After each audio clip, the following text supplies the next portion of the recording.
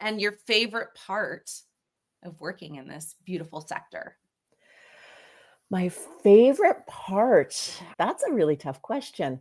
I said that what I bring to the table is storytelling and the ability to showcase impact. And in a way, that is my favorite part because I love telling stories. I think we all gain so much insight from reading a good story, telling a good story, whichever end of it you're on, because it really it humanizes the work. Our nonprofits, they're working so hard. They're trying to do so much with so little. And sometimes it's very easy to forget the real humans behind the work, the real humans that are being supported by whatever the work is. And just telling that one person's story can showcase the entire efforts of an entire organization through one person. Yeah. And I love doing that. I love hearing people's stories, when we interview them, and I love being able to write their stories and really showcase that power to the world. I love that question of why Yeah. and the storytelling piece. And I think in nonprofit, we're often not great at figuring out storytelling for both our clients. And obviously, there's the whole ethical storytelling piece that has really come to light. And I think it's actually Mhm. scared off. A lot of nonprofits are worried they're not doing it right. So they're avoiding it, right? The storytelling piece, because they're concerned about not doing it correctly.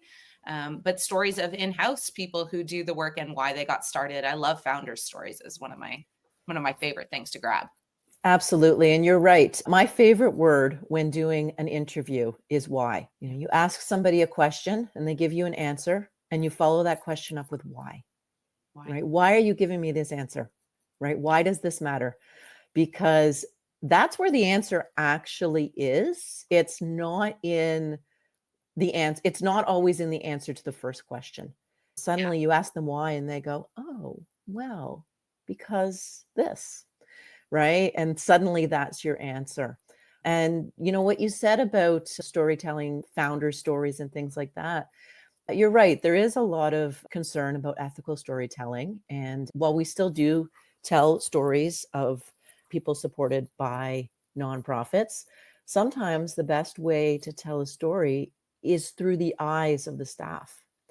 Yeah. So, a great way around ethical concerns or even privacy concerns, things like that. Some of the clients we work with, it's hard to get stories because of the people they support. And we'll tell a story through a staff member. So, the staff member of such and such support program will talk about, well, this woman who came in and we did this and this, not giving enough information to give away their life, but enough information so that the reader can understand what that program does and how it really helped people.